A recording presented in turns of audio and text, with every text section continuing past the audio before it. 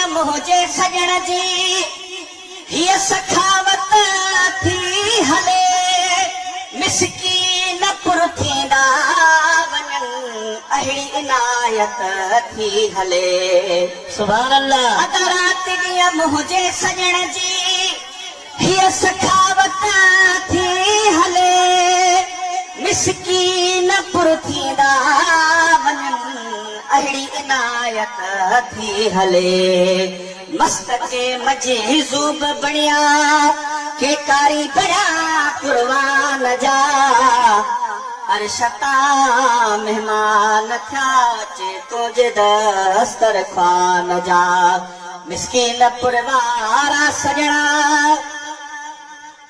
मिस्कीन पुर जे लाल जा साईं साफ़ हन सौदा सदा घर बार सब घोरे छजाए सिर सजण ता क्या फिदा मिस्कीन पुर जे लाल जा अदा साफ़ हन सौदा सदा घर बार सब घोरे छजाए सिर सजण ता क्या फिदा आप नल बख्शाए वरतो लेखा न था मीज़ान जा अर्शता मेहमान थिया चे तुझे दस्तरखान जा मिस्कीन पुरवारा सजणा वालिए ला मकान जा सुभान अल्लाह।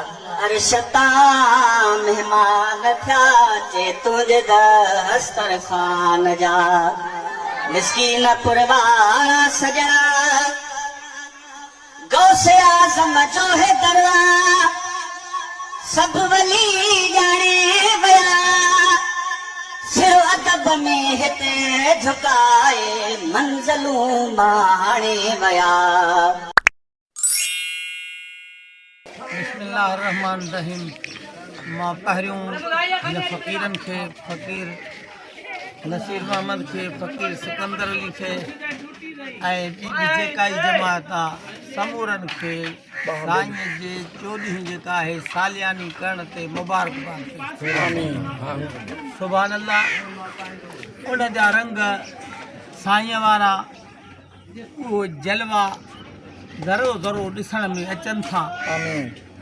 अल्लाह जे महिरबानी सां ईअं दस्तरखान हणी जीअं साईं जो तरीक़ेकार हो ईअं फ़क़ीर खाराईंदा रहिया त दस्तरखान ते वेही बाअदब थी करे सभिनि खे जेको आहे सुठे नमूने सां पाणी पीआरण वारा हर हिकु ख़िदमत करण वारो सुठे नमूने सां उन्हनि जी जमात जी ख़िदमत कयूं ऐं खारायूं पीआरियूं। इहो मंज़र ॾिसी मुर्शिद करीम जा मंज़र यादि पिया अचनि। इंशा अल्लाह तबारक व तआला हिन में खोटी न ईंदी छो त मुर्शिद सभु कोई इहो आहे त अल्लाह जे नाले ते हलंदो त खोटी कान्हे हलंदो ई रहंदो। हा 10 दुनिया आहे 70 आख़िरत आहे अञा बि वाधारो रब करीम चए थो जंहिंखे मां ॼाण जेतिरो दिलि जो ख़ुलूस वधीक एतिरी अता वधीक आहे। तो मां इन्हनि फ़क़ीरनि खे हिन चोॾहीं जी लख लख मुबारकूं थो ॾियां ऐं हमेशह इहे हर महीने में कंदा था रहनि। इहा रब करीम जो इन्हनि ते करम आहे वरी साईं जी निगाह करम रूहानी जेका हिननि ते आहे इंशा अल्लाह इहा क़ाइम ऐं दाइम रहंदी ऐं हे कामयाबु थींदा रहंदा।